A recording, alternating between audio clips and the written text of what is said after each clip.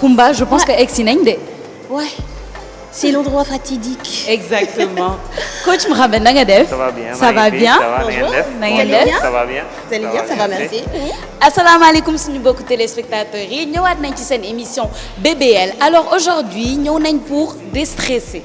Kumba, tu es prête à déstresser un peu? Oui, tu sais, avec le travail qu'on fait. Exactement. Donc c'est là, vraiment, c'est un travail qui est très prenant, donc on est en permanence stressé. Donc c'est bien de temps en temps de venir se déstresser, comme tu as dit. Toujours, toujours. Donc là, on va venir apprendre quelques techniques pour déstresser. Et on commence par la boxe.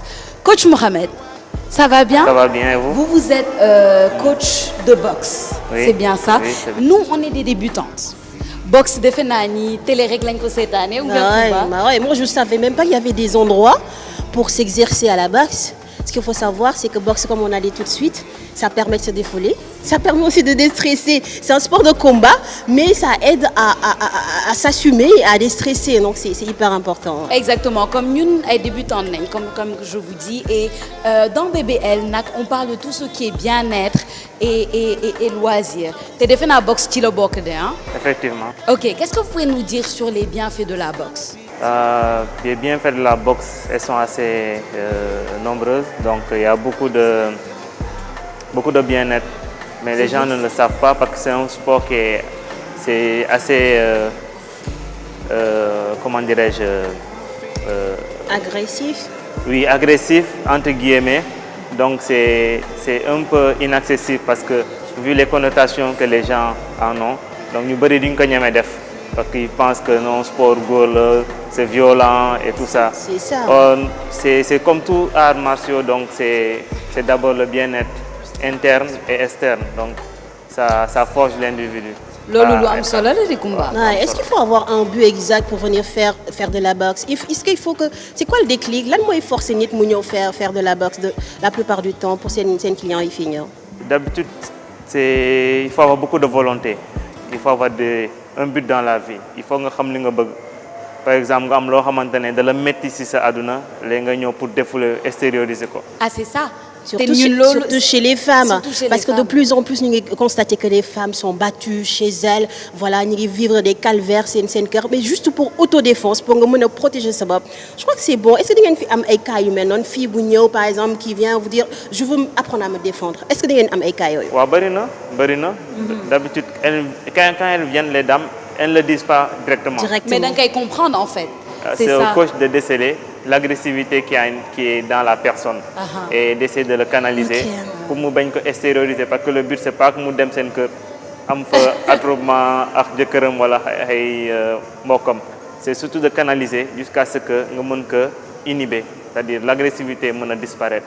Donc da ngeen di canaliser au fait énergie bu négative bi ngeen mën ko transformer en énergie positive. Je crois que c'est te ñun loolu moo ñu intéressé en fait loolu lañ bëgg a wone suñu bokk téléspectateurs yi en fait gérer le stress c'est important xam nga ñun tous les jours ñu ngi ci liggéey bi famille bi et tout ça il y a beaucoup de choses qui se passent à l'intérieur ñëpp ñoo war a déstresser wu donc nous en tant que débutante bëggoon nañ nga woon ñu quelques techniques de base quand on parle de boxe nga xam ni mën nañ ko jàng rapidement nii et puis voilà que ça nous fasse du bien quoi. Faut lui expliquer clairement qu'on n'a jamais fait de boxe. Musuñu def boxe.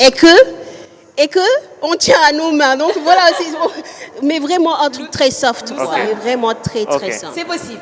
C'est possible, bien sûr. ah aco bokk On y va? kon beaucoup de téléspectateurs yi seetaan leen ñun fii ci BBL votre émission sur le bien-être le loisir et la beauté tout de suite quelques techniques de boxe. dañuy commencer par étirement parce que sport kenn du ko def à froid il faut que ñu def étirement d'abord pour éviter risque blessure yi. ok dañuy def ay mouvements très simples d'abord on tire là sur les côtés dañuy xëcc bu baax pour éviter risque blessure yi là.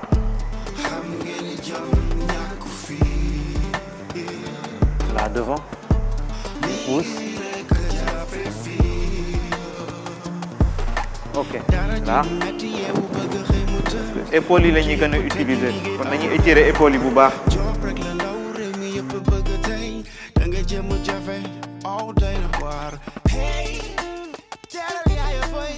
léegi tànk yi ah. Plus droit. On change. Là.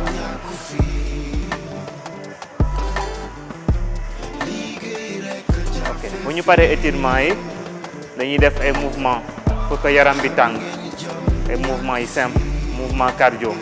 ok là on commence à sautiller.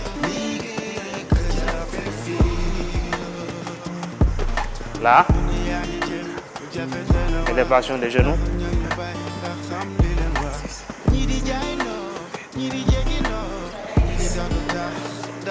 Là.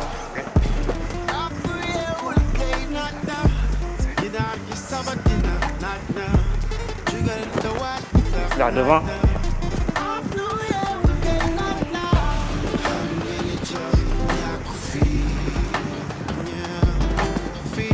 C'est bon.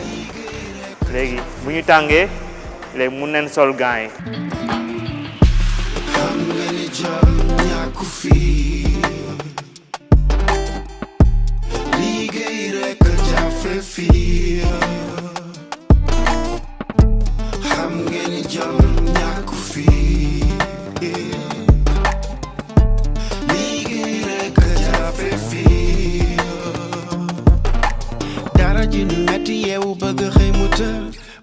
Maintenant, vous mettez en face, da ngeen di commencer avec les bases. Les bases de boxe, c'est d'avoir d'abord am benn taxawaay bu baax. Taxawaay bu baax mooy nga protéger te points vitaux yi. Nit ku nekk am na point yoo xamante ne bu la ci laalee rek di nga am ay problème même boo xamee même Balla Gaye sax damay jox benn tournée rek boo ko laalee foo xamante ne c'est vital pour lui ak lu mu munti am doole day am problème. Donc il faut toujours nga protéger ce point vitaux yi mooy tempe, mâchoire, plexus, foie, cœur et tout ce qui se trouve à l'intérieur. C'est-à-dire on est compact. Voilà. Donc on va juste aller sommairement. Wow. Pied droit, pied gauche, voilà. C'est bon. Donc toujours on est là. On a toujours la position du bossu. C'est-à-dire on n'est jamais ouvert. Donc dañuy xaw a nëbb suñu cër yi tuuti. Ok. Et am vision bu baax. C'est-à-dire doo yàq sa vision mais il faut nga am vision bu baax mën a xam adversaire bi lu muy def lu muy préparer. Donc on est toujours là et on est sur la pointe des pieds. Donc duñ def nii mais dañuy mel ni kuy wàcc mel ni ko bëgg a daw. Donc on est là. Donc le pied droit il doit être à l'extérieur dafa war a génn parce que boo nekkee nii sur la même ligne doo am équilibre. Mais boo ko génnee nga mën a am sensation mel ni ku mën a toog sa tànk donc pied droit da nga koy génne carrément. ok c'est bon léegi on est là sur la pointe des pieds léegi le premier mouvement en boxe mooy jàpp du gauche jàpp du gauche boo koy dóor da ngay tourner sa tànk gauche day pivoter voilà mais da ngay vider ci kanam da ngay pivoter voilà. On pivote et on fixe, on ramène. Et la main droite, elle protège, elle est bien collée. Donc, dañuy pivoter, laal cible bi, indiwaat. On pivote, on touche et on ramène. Voilà. On pivote, on touche et on ramène. Mon premier coup boxe, moi jàpp du gauche. Ok. Terme anglais là quoi, jab du gauche, mais français ñu wax direct du gauche. T'as pas directement. Voilà. Ok. Voilà.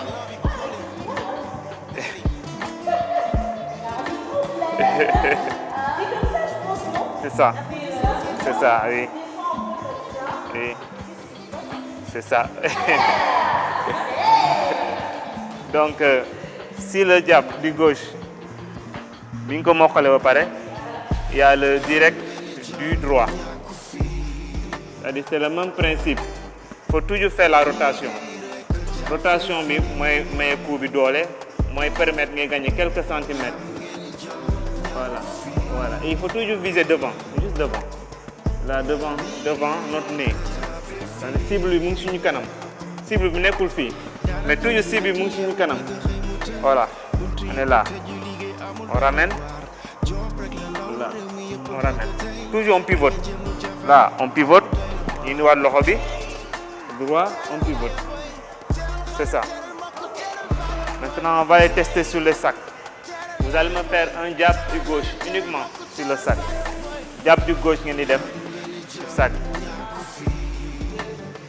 3. Ok, rapprochez le tout. Ok. À mon top, hein. Allez. À mon top, à mon signal. Allez, 1. Allez, 1. Voilà. 1. 1. 1. 1. Maintenant, vous allez me faire gauche-droite. Gauche-droite. Allez, gauche-droite.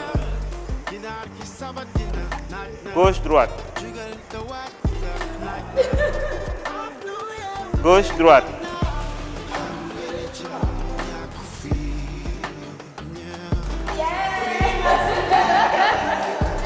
C'est ça. Pas mal. Ok. Maintenant, il y a aussi les déplacements. Il faut voir comment nous déplacer. Parce que boxe, c'est mën nga dóor mais lu gën a am solo tamit mooy nga xam ni ngay demee avant arrière ak côté yi donc dafa am 4 déplacements mooy avant arrière gauche droite boo leen seetlu bu baax comme fecc mel ni kuy fecc donc logiquement sens bi ngay dem tànk boobu ngay mooy ñëkk a dem bu ma bëggee dem ci kanam sama tànk bu nekk ci kanam mooy ñëkk a dem bu nekk ci ginnaaw topp ci su ma bëggee dem ci ginnaaw sama tànk ci ginnaaw mooy ñëkk a dem léegi bu ci kanam topp ci nii bu ma bëggee dem à gauche logiquement tànk bu nekk côté bu gën a jege boobu mooy ñëkk a dem mais à gauche à droite tànk bu nekk côté droite sama tànk droite mooy moo gën a jege sama côté droit mooy ñëkk a dem à droite en fait dañuy éviter croiser parce que boo croiser rek da ngay perdre équilibre. Donc, on est là. 1. On avance. 2. 3. 4. 1. 2. 3. 4. Encore. 1. 2. 3. 4. Les boulets ngeen def ko sous forme de danse. 1. 2. 3. 4. 1. 2. 3. 4 parce que may gën a yomb pour jàng parce que nit ki voilà.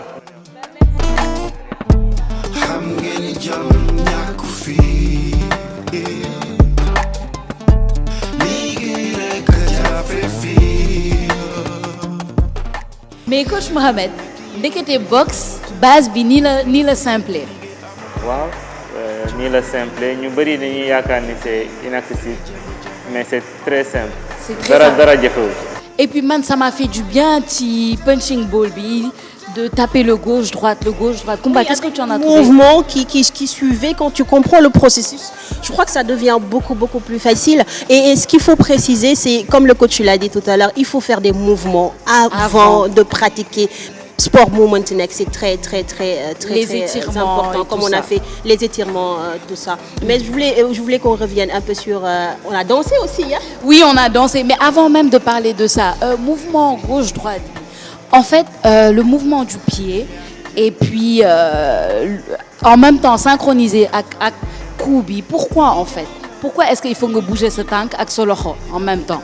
Est-ce que vous pouvez expliquer? Oui, parce que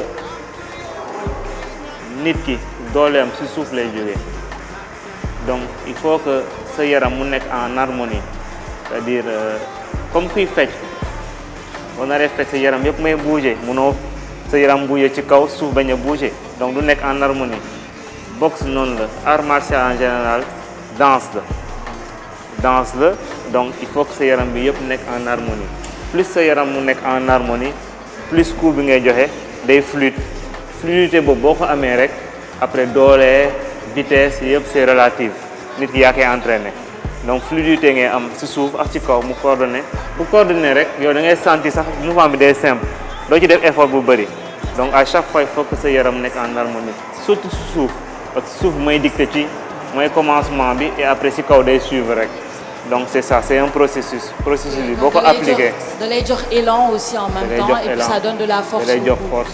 Ok, c'est intéressant. Ça a l'air très compliqué quand tu le vois, quand tu vois que les autres le pratiquent, mais quand c'est toi qui le fais, quand on t'a appris les mouvements, là, c'est allé très simplement et c'était très agréable. J'ai beaucoup adoré. Je pensais que c'était un truc de mec, mais c'est aussi un truc de meuf. On peut aussi y aller. Je dis meuf, c'est façon de leur dire, voilà, il n'y a pas d'âge. Il faut faire du sport, il faut aussi faire de la danse. Il n'y a pas d'âge, il n'y a pas de genre. góor ak jigéen on a beaucoup d'adeptes femmes sax femmes yi ñoo ëpp sax ci salle yi léegi. ah bon waaw.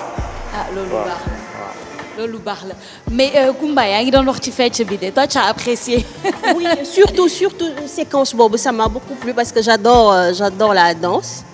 Donc je danse très mal mais j'adore la danse. Mais le fait d'allier les mouvements avec la danse, c'était beaucoup plus facile en mon sens parce que c'était compliqué quand il a commencé à expliquer, mais quand je l'ai senti comme une danse, c'est allé beaucoup plus vite. C'est ça. Ok. Mais coach Mohamed, on va te remercier beaucoup jërëjëf ci base de boxe yu ñu jàng fii ci club bi tey et puis suñu bokk téléspectateurs yi mën ngeen def seen boxe nag aussi à la maison il suffit d'avoir gants yi wala ngeen ñëw fii ci club bi n'est-ce pas pour le faire donc là après la boxe on va faire du yoga à tout de suite ci seen émission BBL.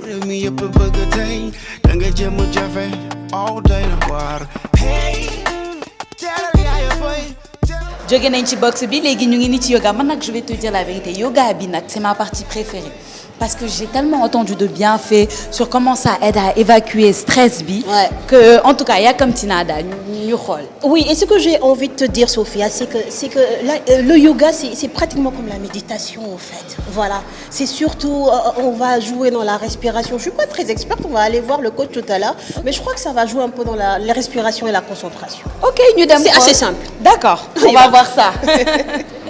Asalaamaaleykum. Waaleykum salaam. Coach Ndoye na nga def? Ça va bien, merci. Ça va bien? Ça va bien, merci. Enchanté. Vous allez bien? Bienvenue. Merci beaucoup. Alors coach ñun daal dañoo jóge ci boxe léegi. ne xaaral ñu ñëw déstressé wu tuuti avec le yoga comme vous êtes un expert. dëgg la. Ok man j'en ai déjà fait auparavant. mais quand même les techniques yu gën a efficaces yi nga xam ne nit ñi mën nañ toog seen kër def ko. dëgg la ouais c'est ça. dëgg la léegi da ngeen di dem ci tapis yi ngeen placé aussi tapis yi. D'accord. On va faire certains exercices. D'accord. Les pieds sont parallèles. Alignement bi dafa am importance day tax nga am équilibre day tax nga am stabilité. Le poids du corps doit reposer sur les deux jambes. Vous allez lever comme ça les bras quand vous inspirez. Le yoga se pratique avec la respiration. Tout est basé sur la respiration. Quand vous expirez, les bras reviennent doucement. Sans les plier, s'il vous plaît. Ensemble, doucement, s'il vous plaît. Encore, inspirez, vous levez 5 fois, s'il vous plaît. Vous levez, inspirez, les bras s'élèvent, les mains se touchent. Vous expirez, les bras se replacent. Vous voyez, les jambes ne bougent pas pour avoir la stabilité. 3e fois, inspirez, vous levez. Ça enlève la fatigue. Expiration, vous ramenez les bras lentement. Et en même temps, ça rééduque la respiration. Avant-dernière fois, inspirez, vous levez, sans les plier, s'il vous plaît.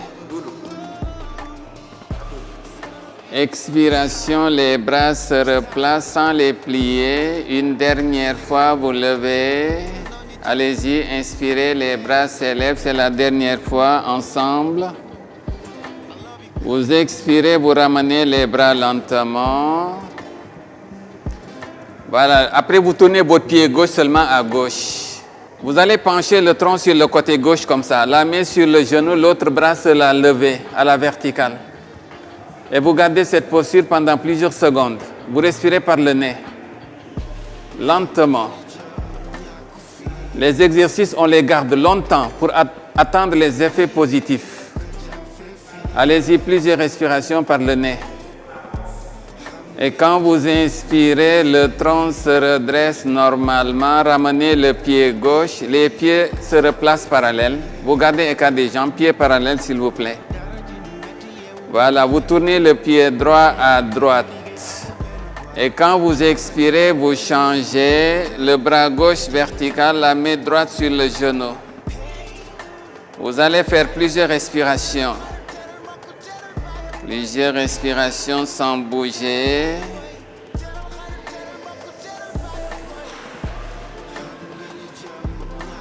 Amenez beaucoup d'air quand vous respirez. Essayez d'inspirer pendant 7 secondes et d'expirer pendant 7 secondes. Et progressivement, vous allongez la durée de la respiration selon vos possibilités. Vous inspirez, vous redressez doucement, les pieds parallèles.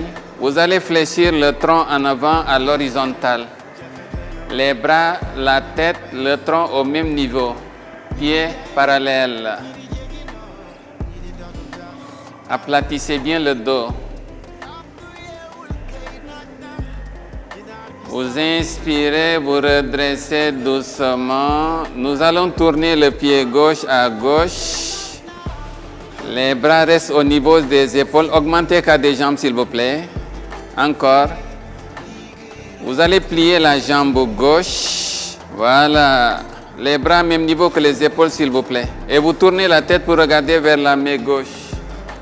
Voilà, c'est une posture d'échauffement. Les paumes vers le tapis. Les paumes vers le tapis. Voilà, plusieurs respirations par le nez sans bouger. C'est une posture d'échauffement. Avant de faire des étirements, il faut faire échauffement d'abord. Vous redressez la jambe gauche et la tête doucement, position normale, les pieds parallèles. Vous tournez le pied droit à droite et vous regardez vers la main droite, s'il vous plaît. Vous allez plier la jambe droite. Voilà, l'autre jambe est bien tendue. Allez-y, vous étirez les bras jusqu'au doigt. Regardez vers la main droite. Voilà, ça permet de travailler le cou. Respirez par le nez. La respiration élimine les tensions et la fatigue.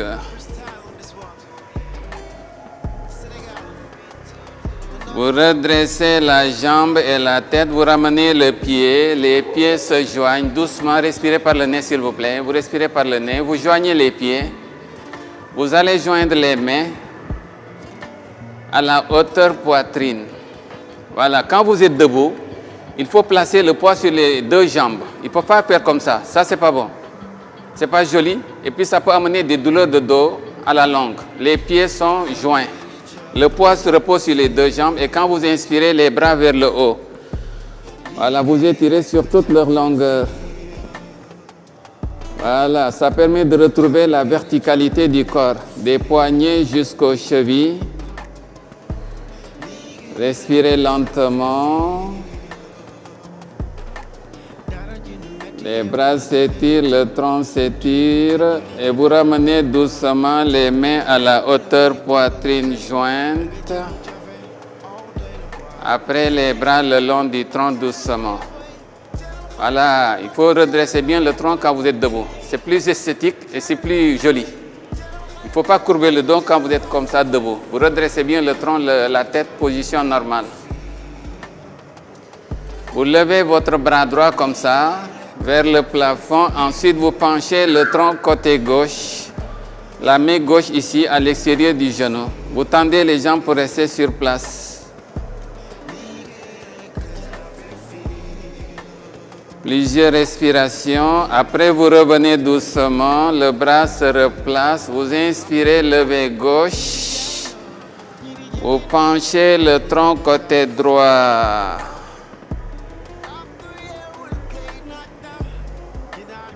Après, vous revenez doucement. Après, vous allez vous asseoir. Nous allons nous asseoir en tailleur. Les tibias seront croisés. Nous allons travailler l'exercice pour le cou. Si vous êtes assise, il faut bien redresser les troncs. Da ngay siggi bu baax boo toogee. Boo toogee bu sëgg nii baaxul.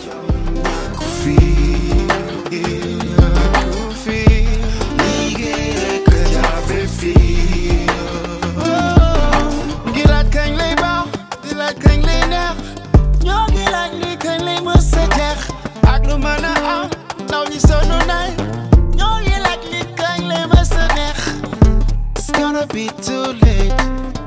Yes, it's gonna be too late. Hopes are gone now. People everywhere sing my song now. Voilà Sophia, je te disais que il faut vraiment beaucoup de pratique, il faut beaucoup de souplesse et je crois que ça vient avec le temps, n'est-ce pas coach Ndoye? Yoga dafa laaj patience. Oui. Ça dépend des personnes. Am na ñoo xam ni dañu am souplesse par de nature. Dañu ko judduwaale. Am na ñoo xam ni dañuy am problème de souplesse. Le yoga s'adapte à toutes les personnes. Ku am souplesse ak ku amul souplesse, surtout bu amul souplesse. Tax day tax nga am souplesse. Et puis loolu rek du yoga aussi. De souplesse, c'est l'état d'esprit qui compte. Et c'est important de revenir sur l'état d'esprit parce que sànq wax nga lu am solo vous avez parlé de concentration da nga ne yoga day yokk concentration day mën a tax yow nga concentré wu bu baax ci li ngay def. Effectivement. Comment ça fonctionne? Da ngay concentré wu ci ce sujet en même temps ngay concentré wu ci sa respiration su ko defee doo génn ci li ngay nekk surtout la respiration moo lay dimbali parce que c'est la respiration qui permet d'être à l'intérieur d'écouter le corps intérieurement. Parce que respiration, ça fait partie de l'être. C'est profond. Day tax da ngay rapidement da ngay maîtriser concentration. Boo dee bàyyi sa xel ci sa respiration foo toll. Et régulièrement aussi. Et le plus souvent bu la ko sa temps maye. Quand on parle de respiration, on parle un peu de concentration aussi. Ça a un rapport avec la méditation. Parce que moi, je fais de la méditation. Mais j'ai l'impression que c'est pareil parce qu'il faut une certaine concentration et puis ben genre estime de soi pour pouvoir, tu es capable de le faire pour vraiment le réussir. Est-ce que ça a un rapport avec la méditation, le yoga et la méditation? Quel rapport ils ont? Méditation, ben étape la ci yoga. D'accord. Parce que yoga dafa am ay étape. Première étape mooy règle de bonne conduite. Sans l'application des règles de bonne conduite nit ki deful yoga mi ngi def gymnastique. Il faut l'application des règles de bonne conduite. Première règle, bul tooñ kenn. Ne pas nuire ni à soi-même ni à autrui. Deuxième règle, ngay wax dëgg. Nit di wax dëgg fu mu toll même su fekkee arrangé wu ko na wax dëgg. Parce que nit bu waxul dëgg rek su wéetee xelam di koy yedd. Il a des remords. Et puis ça trouble la conscience. Tôt ou tard la vérité va éclater. Donc li gën mooy wax dëgg. Parce que boo waxee dëgg da ngay am jàmm da ngay jubóog sa borom. Troisième, ne pas voler.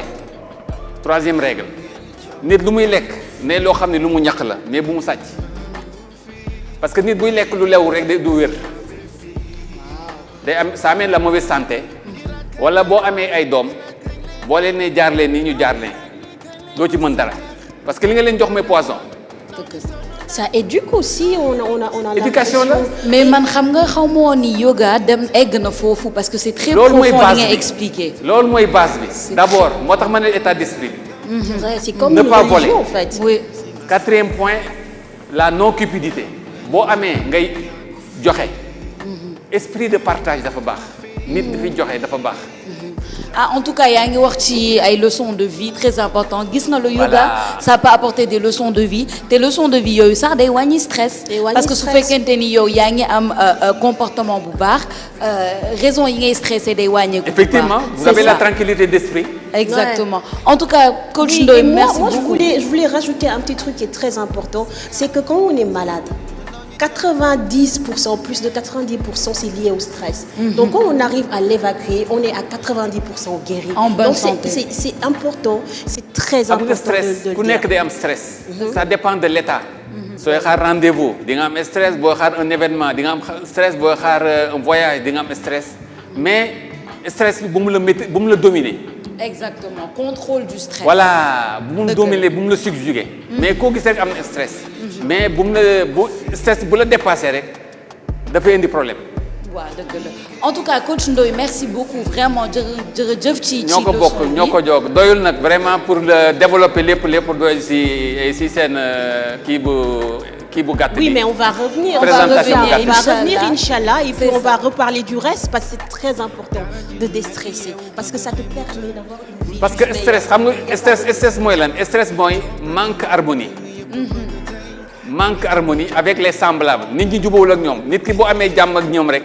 dëgg da ngay am esprit tranquille Dëgg. boo jubóog sa yaram da ngay am esprit tranquille. dëgg la jërëjëf coach Ndoye je vous en prie. suñu mbokk téléspectateurs yi seen émission BBL lii la leen indiloon tey jii sur l'évacuation du stress nan ngeen di déstressé wu n'est-ce pas Koumba. Oui, c'est très important d'inclure tout le monde parce que le stress est partout. Donc, allez voir ces personnes lambda, savoir comment ils déstressent, c'est très important. On a fait de la boxe aussi, c'était très important. C'était très intéressant aussi. Ouais.